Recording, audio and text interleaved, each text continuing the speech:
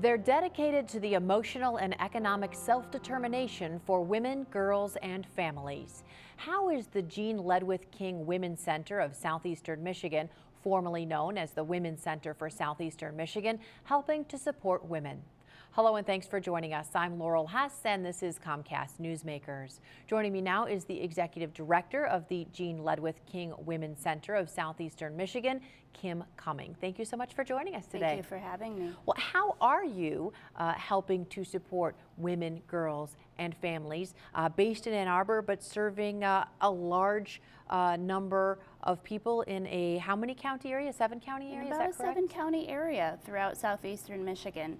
So the Women's Center is focused on self-determination, as you mentioned, believing that economic and emotional self-determination are really intertwined for all people, and for us, our expertise is in working with women. What that means is that we provide a series of integrated programs that are focused on building women's confidence, strengthening connections, and creating positive changes in their lives, in their families, and in their communities through professional services that include personal counseling program. It's access to low-cost, very excellent mental health counseling for folks who wouldn't otherwise be able to afford it.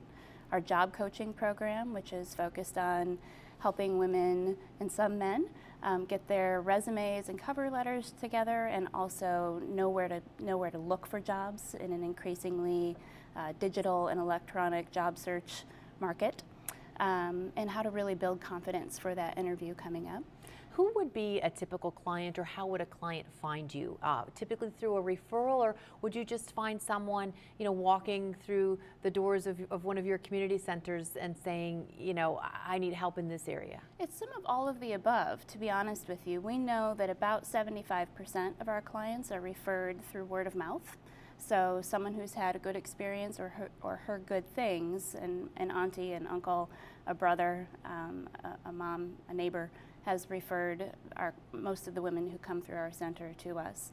We're also pretty well networked with a strong community of fellow nonprofits who are offering complementary services. Hospital systems are referring folks to us, as well as attorneys, business leaders, people who know that their employee, for example, may need some additional support. Most of our clients come to us through our personal counseling program, that there's a high demand for access to affordable counseling services. And then often we'll find out about job coaching, financial education, divorce support services through that program.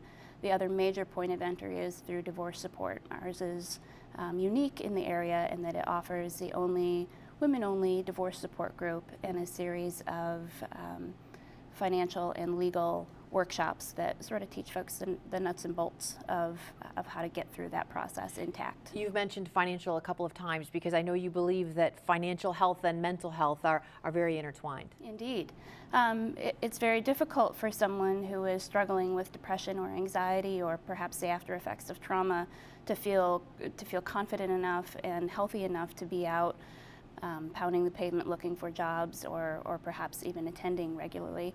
Likewise, when someone is struggling with mental health issues, or when someone is struggling with financial health issues, their mental health is likely to suffer. All right, that makes sense. Thank you so much for joining us today. Thank you. For more information on today's topic, you can visit womenscenter.semi.org.